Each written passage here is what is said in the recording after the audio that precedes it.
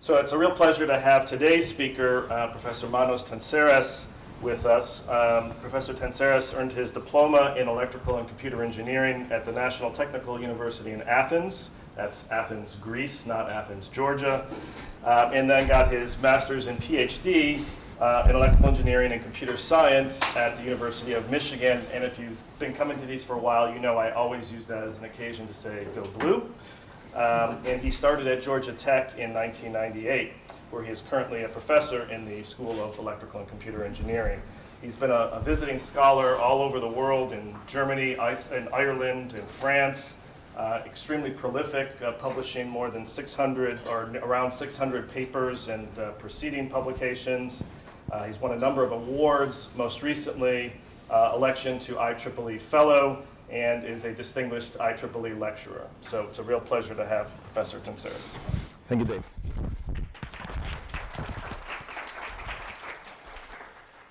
So, good morning, everybody.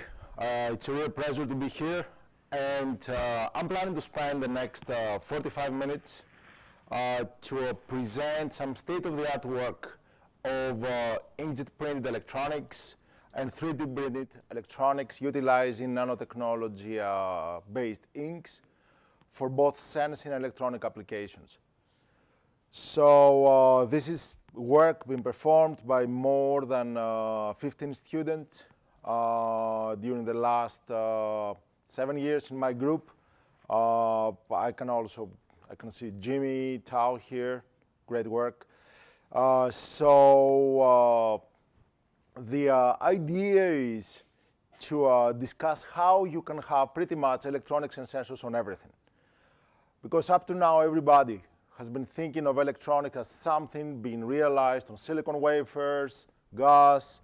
Right now, the trend is to print it pretty much on paper, wood, clothes. And you have heard lots of initiatives lately. For example, IoT, Internet of Things, which means you're going to have millions and millions of sensors, even in a room like this, within the next 5 to 10 years. And all of them have to sense, all of them have to operate without a battery, all of them have to communicate wirelessly. Then there's lots of discussion about machine-to-machine interaction, or man-to-machine as well.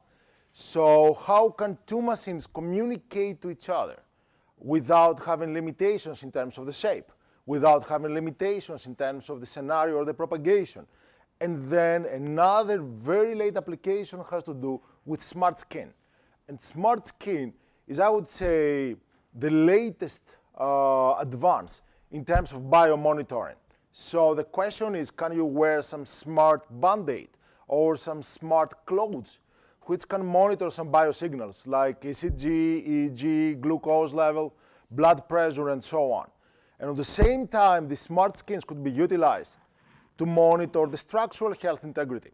So what's happening to a major dam? What's happening to a high-rise building? What's happening to one of the latest aircrafts that are made mostly by polymers? So are you going to be able to monitor real-time the strain? And the answer is smart skin. Here is my email address if you have any questions. And also in this homepage, I have posted most of our almost 600 publications. PDFs are there. So you may access them. There are numerous nice review articles which cover the fundamentals, and then you can get into more detailed description as well. So the way we have been looking about the electronics, or in general, the modules of the future, are presented here in these 3D integrated platforms. And what we can see is every component, in a sense, will have to perform a tricorder operation. We're moving away from the era that we have one antenna for radiation, one transmission line to transfer energy from battery to some IC. Not anymore, because we're going to have really miniaturized, really very stringent size requirements, and then you cannot have a large number of elements. So each and every component has to perform work in terms of communication, sensing, and power. That's something we call the tricorder functionality of every component. Now, as you can see here, you're going to have a 3D integration. So 2D is not enough anymore. Possibly it's sufficient to have some 2D structures or 2D devices. But whenever you go to the module level, you need to have multi-layer capability. Most preferably, this has to be very flexible. Flexible, rollable, twistable, and lately stretchable. So you will need to have some modules that can take any shape, that can be stretched or twisted without any deterioration in the performance. And actually, this part here is going to be quite significant. The power management, which is going to take the place of the CPU, that was extremely important in the 80s or the 90s for the computers. Right now, the power management unit is going to be the most important because batteries are going away. So you need to know how you can harvest energy from the environment, how you can power up your devices without any battery that you need to replace it. Also, extremely important will be the interface of the micro world with the nano world. Everybody's talking about nanostructures, nanoribbons, nanowires, graphene, and lately more exotic nanomaterials. And on the other side, you're going to have some real electronic structures. That means you're going to have some resistor, inductor, capacitor, macroscopically, or even some ICs. So the question is, how are we going to be able to build very efficient interfaces between these micro devices, microprocessors, and the nano devices as shown here? So out of this, you have to keep in mind 3 major points we're going to cover in the rest of the presentation. Number 1, the tricorder operation, communication, sensing, power. Number 2, you will need to care about 2 major interfaces. One is micro world to nano world, the other is micro world to the real world. And then the third one is we need to have 3D structures that are going to be flexible and stretchable. So you see here the evolution of the materials over the last, I would say, 20 years. Everybody started talking about printed wireboard. But I would say around the early 2000s, people started realizing that the complexity was getting too large for 2D miniaturized systems. So they started thinking about the exploitation of the third dimension. And that's how the low temperature co-fire ceramics, or LTCC, made the appearance. So starting from 1 layer, going to 2 layers, 5 layers, 10 layers, and so on. And then after you did that, people started thinking, okay, now we can wear it. Now you can mount it. But you need to be flexible. And then that's how the polymers, like liquid crystal polymers, flexible polymers, came up. And right now, the trend is, as I told before, print on pretty much everything. PET, Kapton, paper, fabric. And these are functionalities that are already a common sense here. So 3D is here. MEMS, they're everywhere. No matter whether there are some gyros, no matter whether there are some high quality factor passives or some low power switches. Then thermal solutions. That's another major issue. Most of the materials being utilized here are not great heat conductors. So if you are not very careful how you design these new 3D modules, you're going to have heat pockets. And if you have heat pockets, you're going to have meltdowns or deterioration of performance locally. So thermal solution is very important. And that's why I will discuss also some solutions having to do with microfluidics you can print. And then the integration of nano in some very efficient broadband high performance operability is very important. Here is just some motivation. That's what we call Internet of Things. And that has been very nebulous as everybody is giving some different definition about IoT. But actually, what's happening here is, in the future, you need to have devices with very low power consumption and low information, like RFIDs, the typical physical interface, which are typical computing devices or smart devices, and then some intermediate bandwidth, intermediate power consumption sensors. So in a sense, try to visualize this landscape of electronics after 5 to 10 years, where you're going to have these 3 different groups, all of them being interrogated, all of them being collected in gateways and then uploaded to the cloud. So what you have to keep in mind is that some of them are almost impossible to become completely autonomous. For example, when you have some smart devices consuming tens or even hundreds of milliwatts or even watts, the energy is not around there. But especially these two groups of devices are going to be powered up, possibly without a battery. So let's try to think in terms of fabrication, because I know lots of people here are doing fabrication, so I wanted to bring up different ways of subtractive and additive fabrication. So subtractive fabrication has been around for quite some time. Milling, laser ablation, photolithography. Obviously, photolithography has great resolution and actually even better than this. Speed, though, is slow, high waste, and the area is quite limited. And here you have the new additive manufacturing, 3D printing type of manufacturing, where you do not waste anything. Typically, wherever you have subtractive fabrication, you have some waste. And on the other side, this one is quite slow. Whenever you have additive manufacturing, where you print on demand only the material you need, then you have a really, really fast fabrication and virtually no limitation in the area. So you can have electronics, you can have sensors in very, very large areas, like meter square, or more than that. And this one is going to be extremely important where you need lots of communicators like IoT applications. Resolution is not that bad. Obviously, it's not going to be competitive with photolithography, but also the cost of this is literally nothing. But still, you can have some resolution down to 1 micron. So having 1 micron allows you to do lots of things. You can go up to, I would say, 60 to 100 gigahertz without any performance deterioration. And I would say that covers maybe 80 or 90% of the needs of wireless systems. Just to give you an example of what is the advantage of these fully printed systems. Number one, low cost, and also you can very easily remove the mounted discrete components. You can have stackable interconnects, more or less connecting different layers of your system. And also you can increase the complexity integration quite effectively, while you can very easily post-process CMOS devices.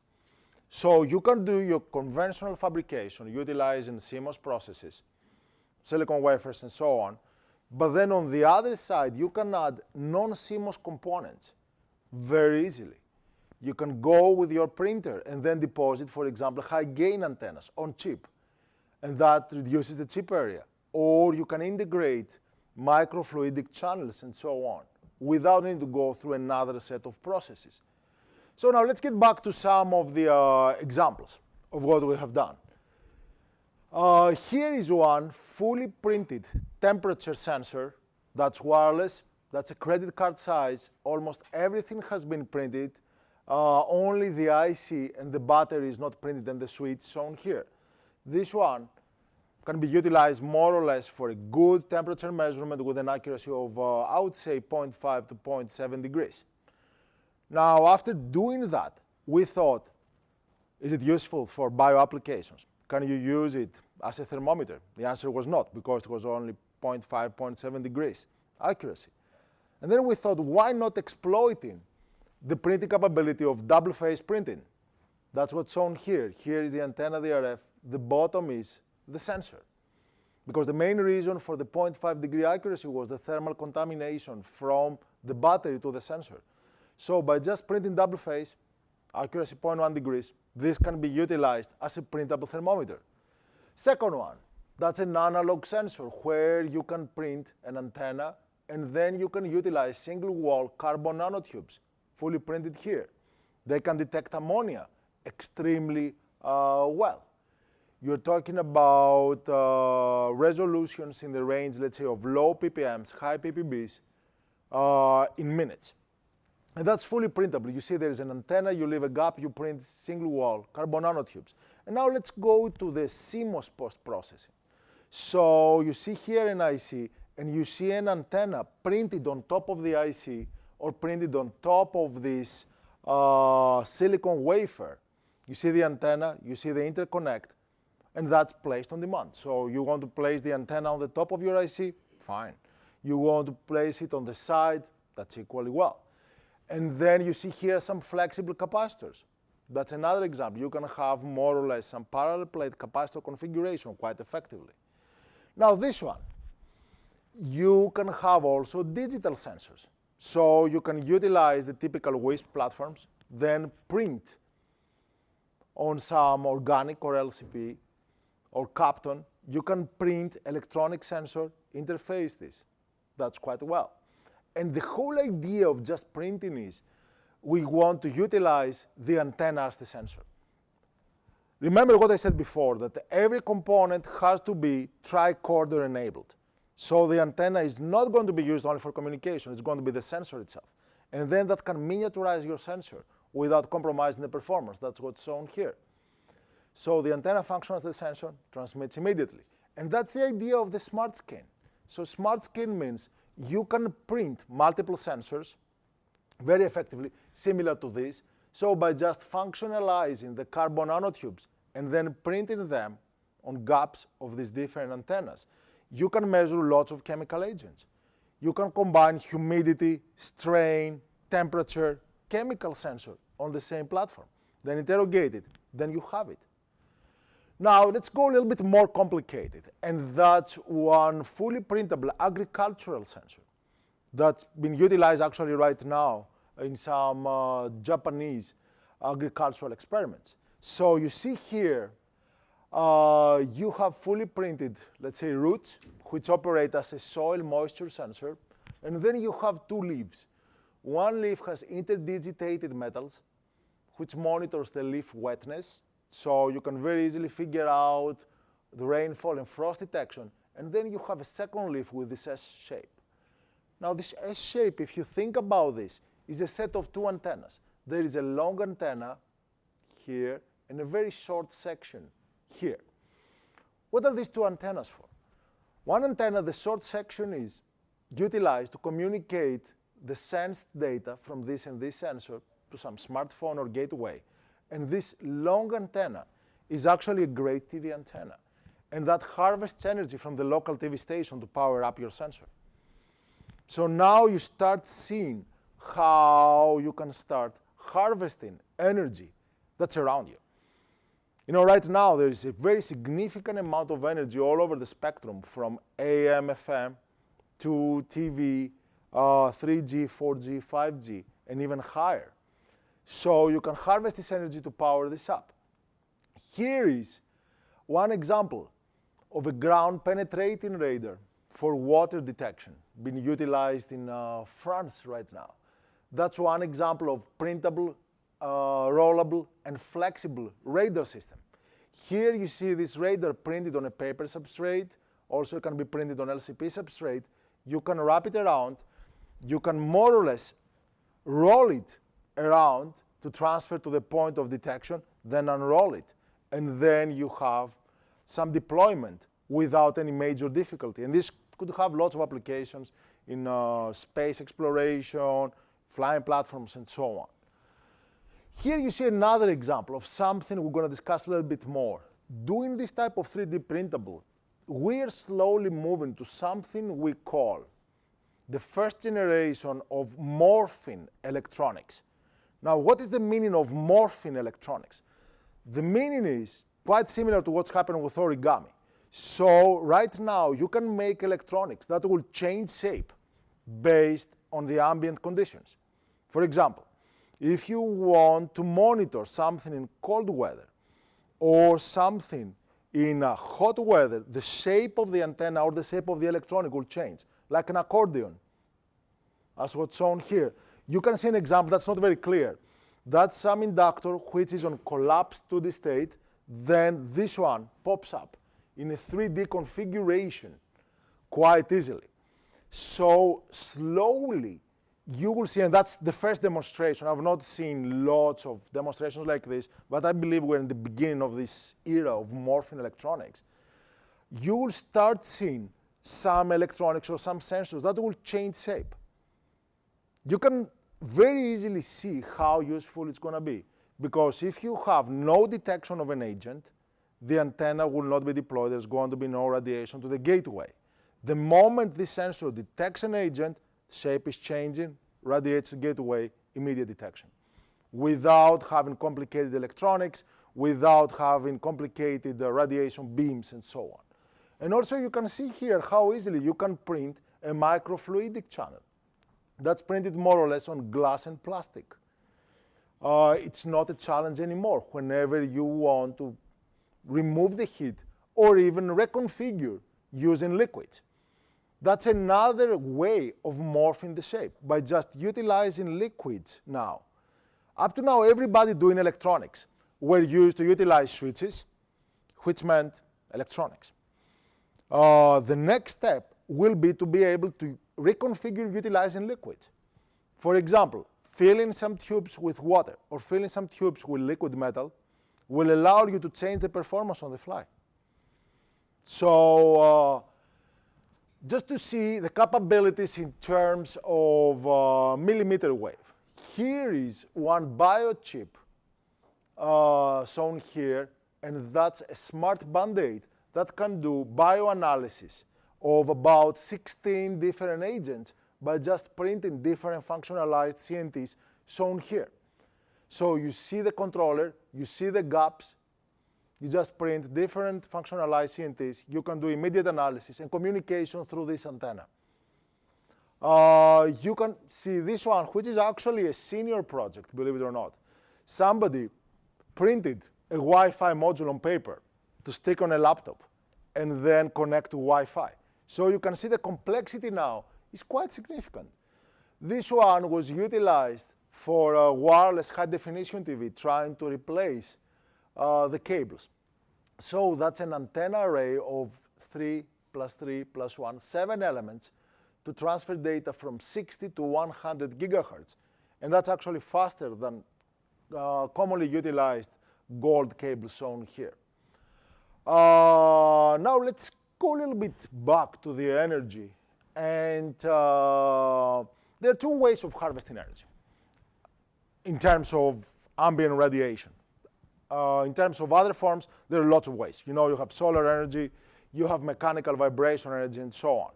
But for example, whenever you have solar energy, you cannot exploit this if you are in an indoor environment or if there is darkness. On the other side, whenever you have radiation, this radiation stays here, no matter whether it's day, night, darkness, humid, fog, and so on. So that's the spectrum, going all the way from digital TV to GSM. And you see lots of these green lines, which means significant amount of power you can harvest. And that's a typical measurement in downtown. So, and that's more or less Atlanta with lots of TV towers. So the question is, what can we do with that? Can we do something useful? So what we did was we printed some rectifier on paper. This is the antenna. This is like the charge pump shown here.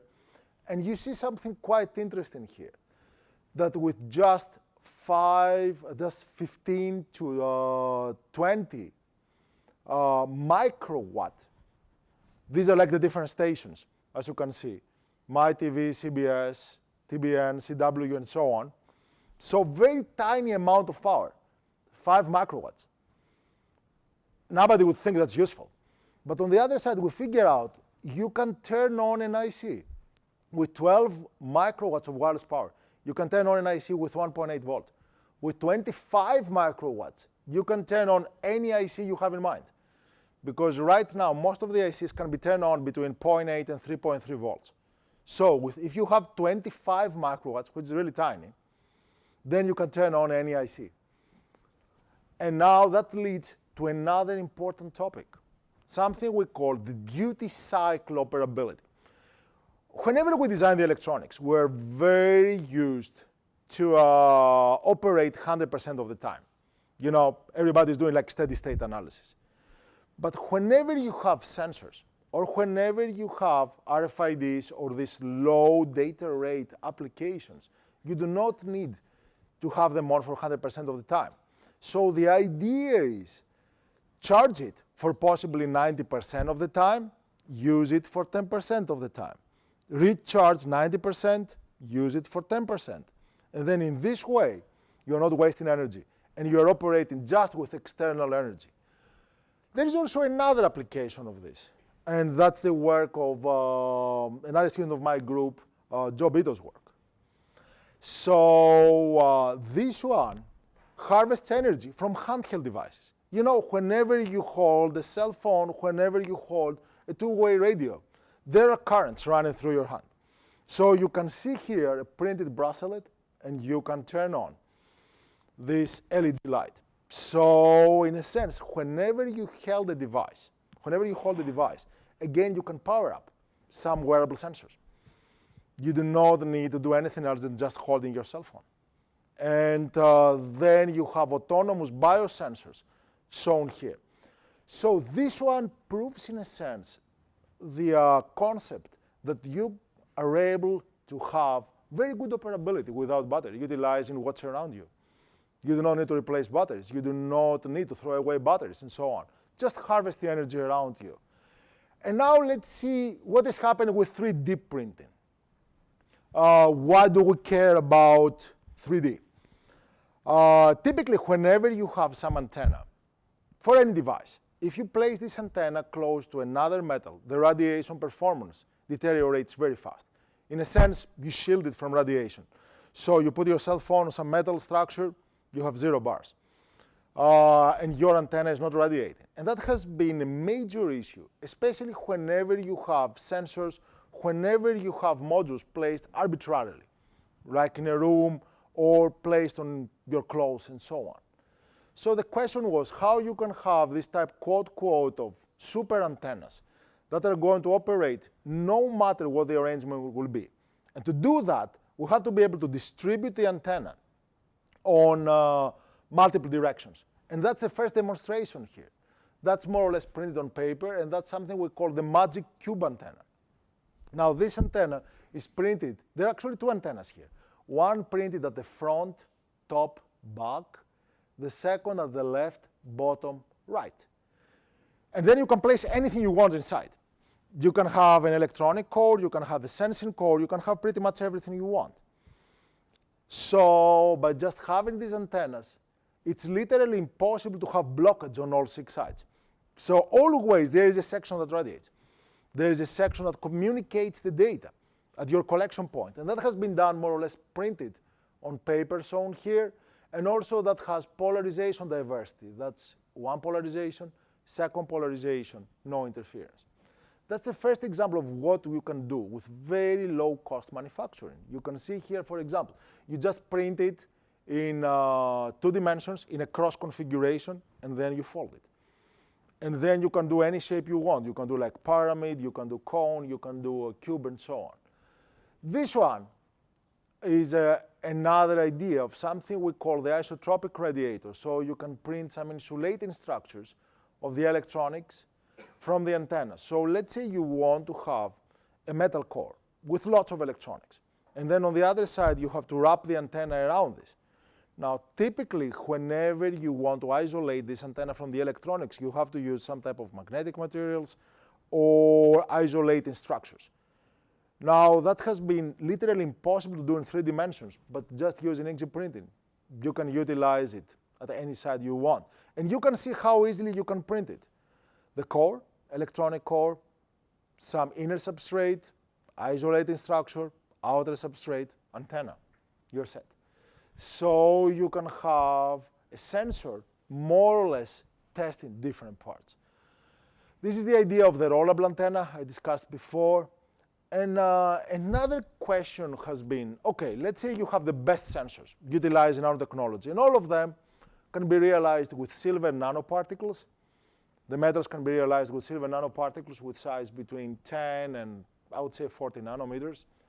And carbon nanotubes, graphene oxide, and so on.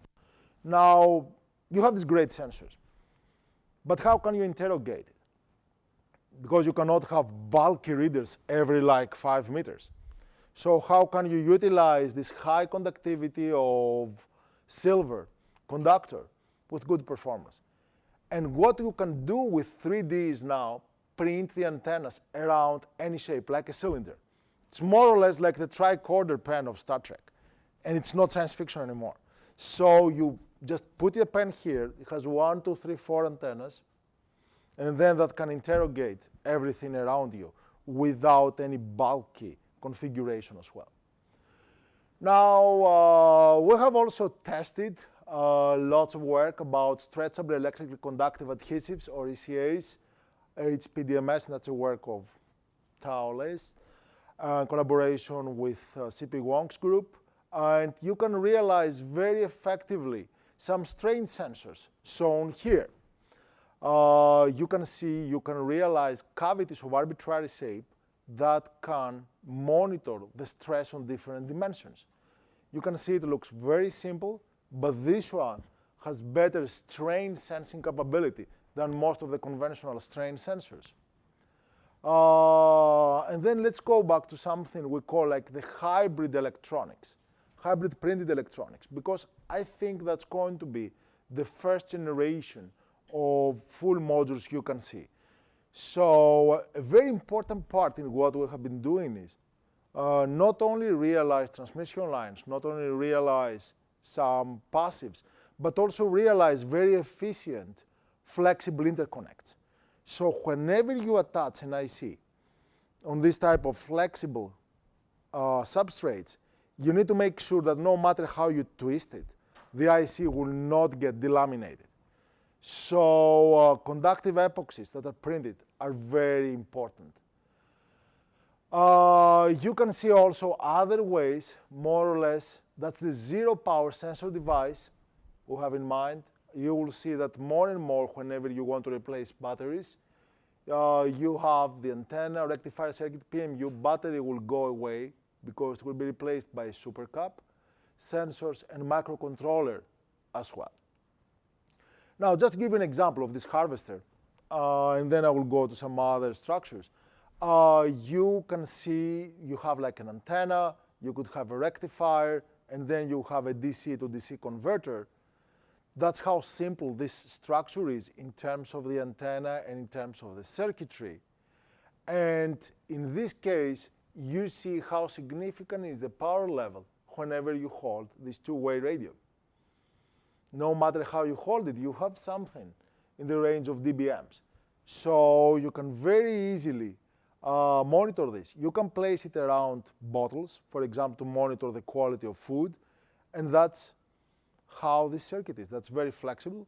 You just need a Schottky diode, a capacitor, a balun, and so on, and that's something I showed you before. So how you can turn on this based on the ambient temperature. Now let's go to the morphing electronics, or as we call the origami RF.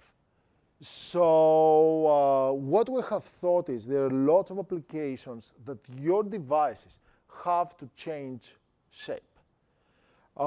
This shape can be shown here, for example, some soldier covering an antenna. At the deployment, it opens up.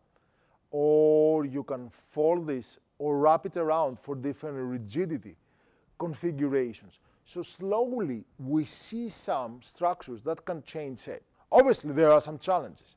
And these challenges are open also for everybody in this room. How you can activate the folding or the hinges. Because one of the main challenges you will hear, especially in nanostructures, is how you can create nano-based hinges that will allow you to change the shape with minimum amount of energy. Still, there are some preliminary ways, but there's lots of work to be done. Then how you're gonna have the optimum performance? You see, by just utilizing this type of helix, and that could be done with conventional helix or bio-inspired DNA-based helix. By just compressing this, you see how the radiation pattern is changing. So whenever you have, let's say, some biostructures, how are you going to reconfigure them quite effectively?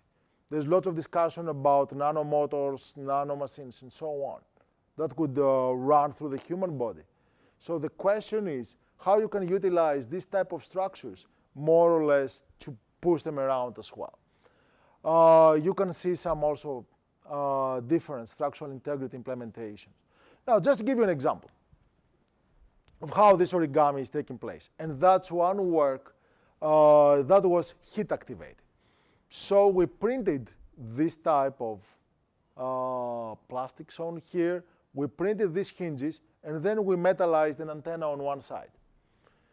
So we wanted to see how we could reconfigure the shape by just optimizing the properties of these hinges, like the spacing between the lines, the thickness of the lines, and so on. We started heating it up. And then starting from this shape, we reached this shape. And that's one of the examples of what I was telling you, that now you have environment-aware electronics. So based on the temperature, if you are at room temperature, you are here. If you are at high temperature, it becomes a cube. And the advantage migrating origami designs in this case is that you can realize different shapes for different conditions.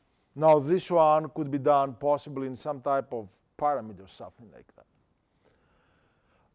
You can see here also some shape changing absorber. So let's say you have some electronics, and then you don't want to have interference to the neighboring room.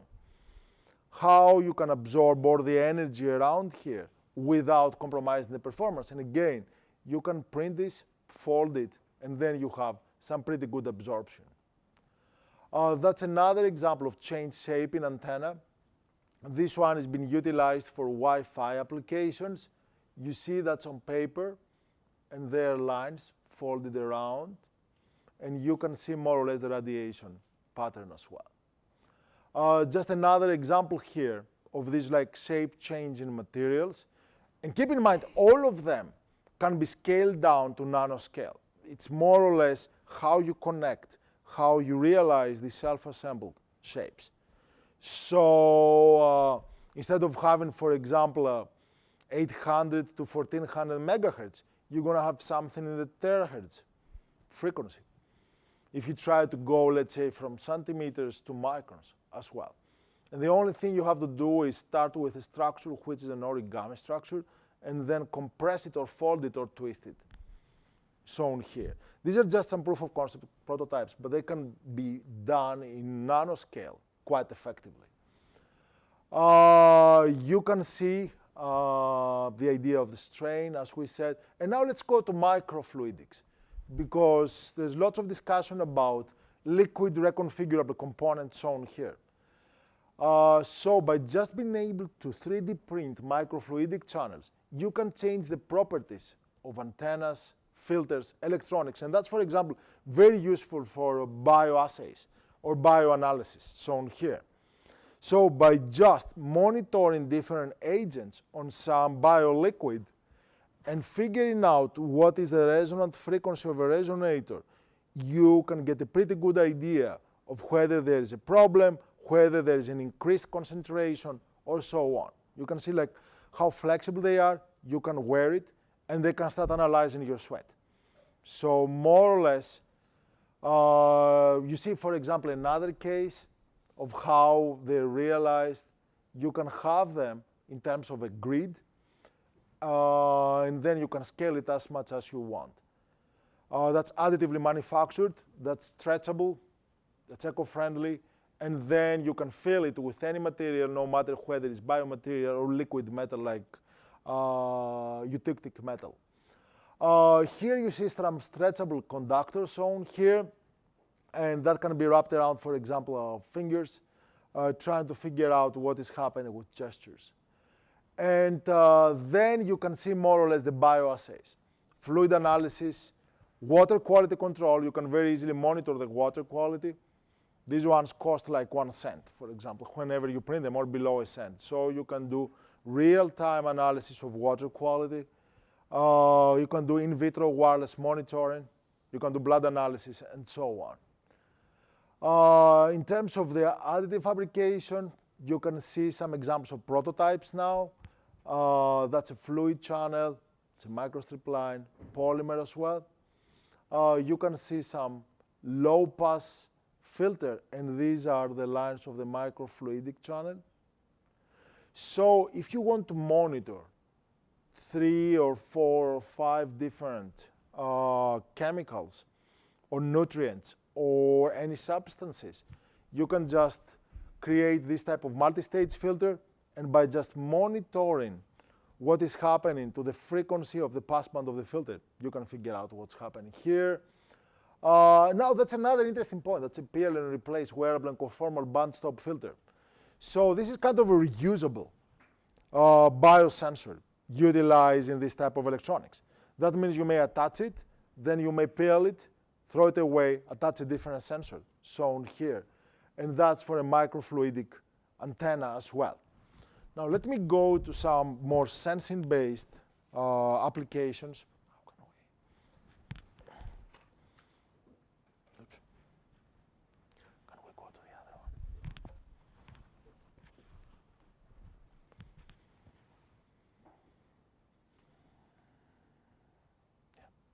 Yeah.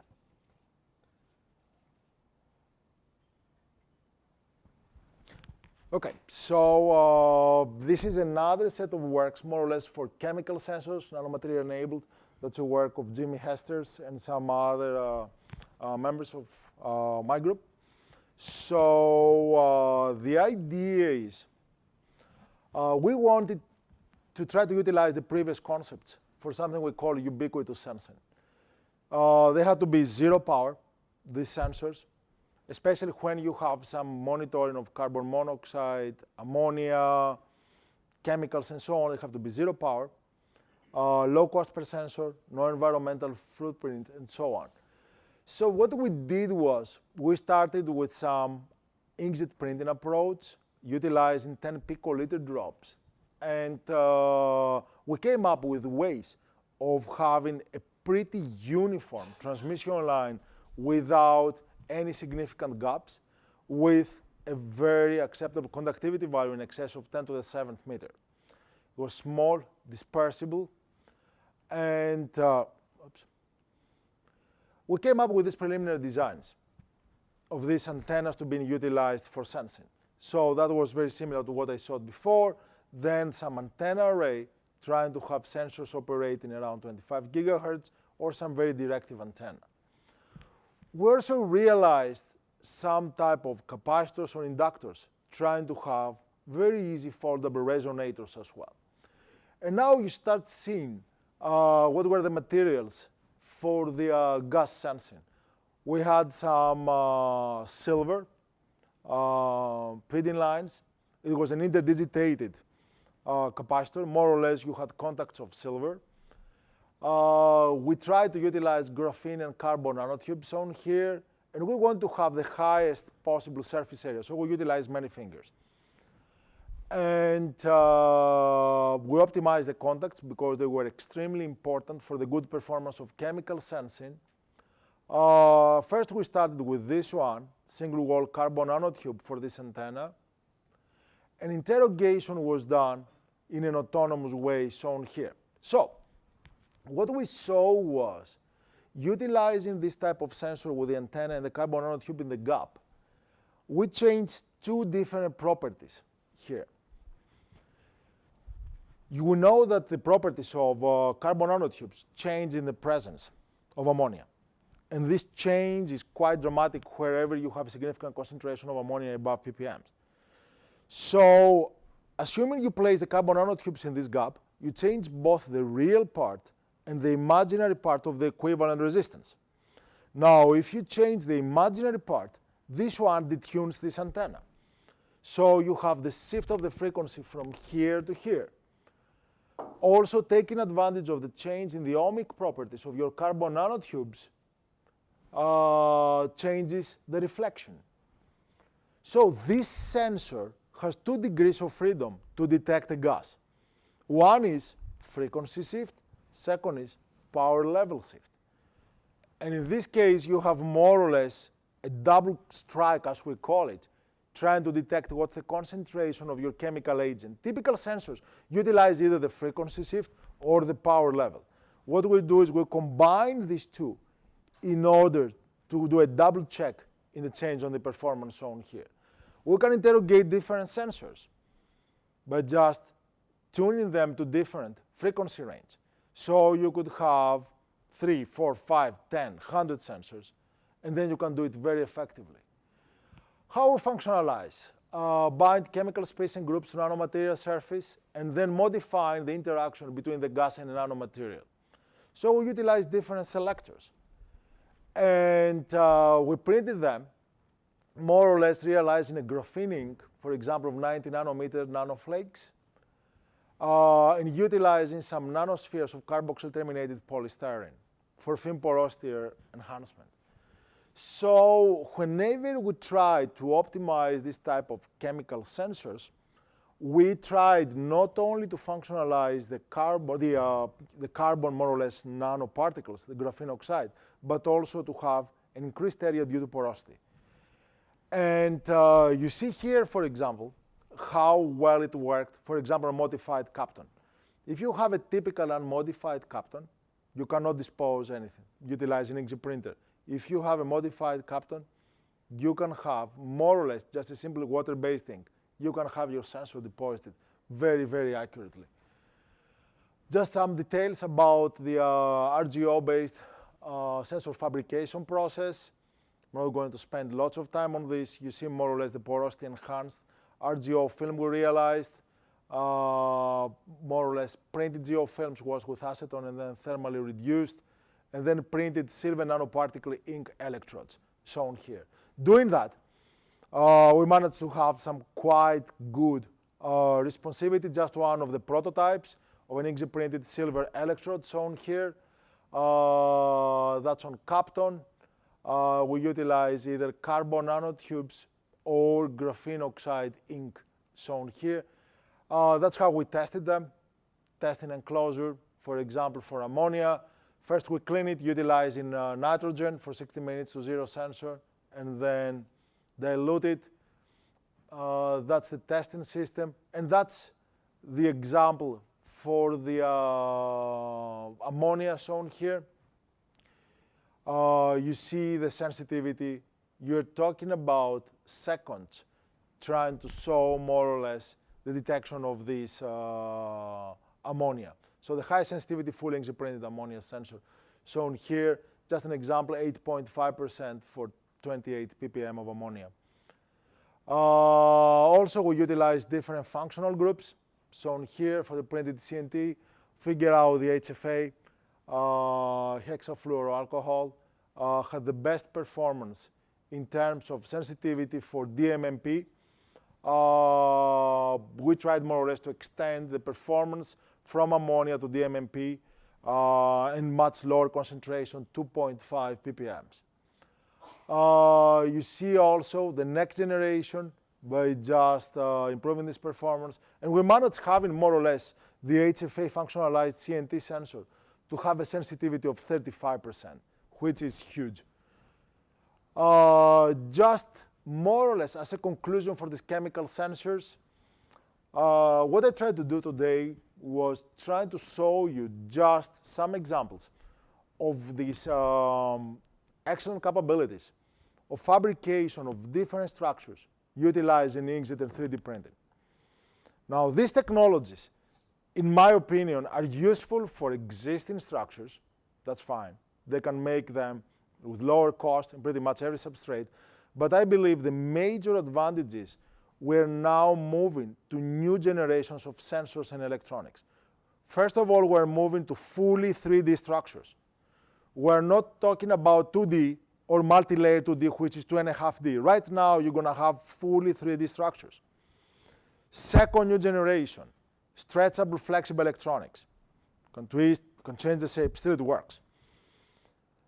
Structure number 3, you can have a very easy deposition of nano materials that have been functionalized for specific agents, and then have a very good integration with microstructures like antennas, transmission lines, ICs, and so on for the first time, because you can fine-tune contacts, you can optimize interfaces on demand with some detail, I would say, of 1 micron. And then on top of this, this one sets the foundation for something I called you before, the morphing electronics and sensors.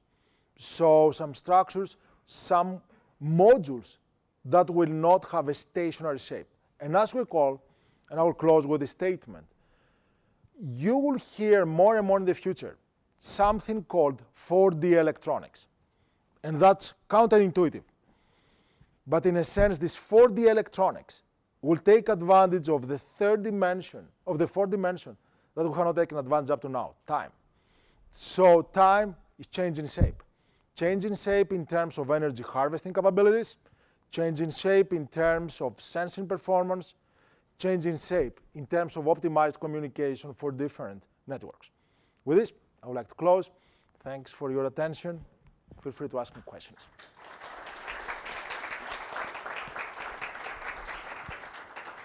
You have time for maybe one or two questions. Could you comment on the robustness of the circuits produced using either of the techniques, 3D printing or Inkjet? Could you comment on the robustness of robustness? Can you repeat the question? Yes.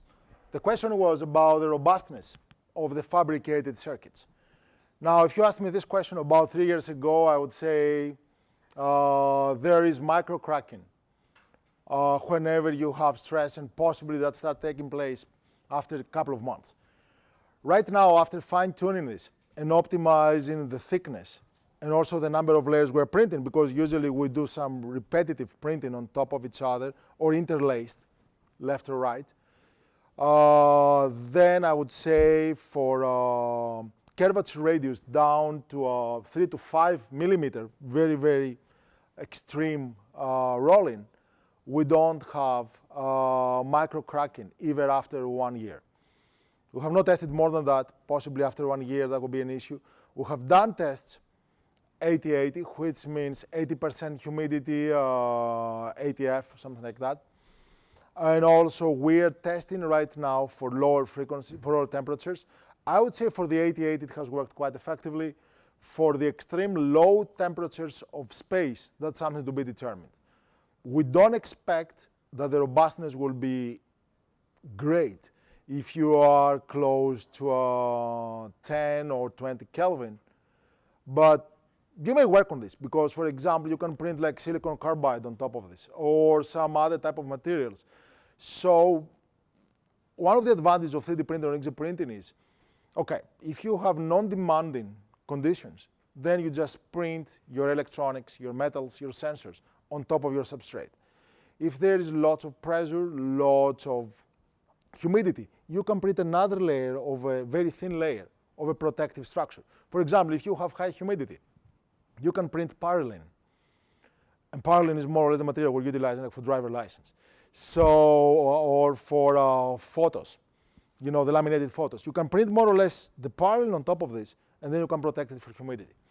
So I would say the answer is, if you deposit no protective layer, you have good performance, up to 1 year at least, for a range of temperatures between minus 20 to 100 C, that's something we have tested, and for humidities all the way up to 90%. Now, for other conditions, you may have to print some protective layers.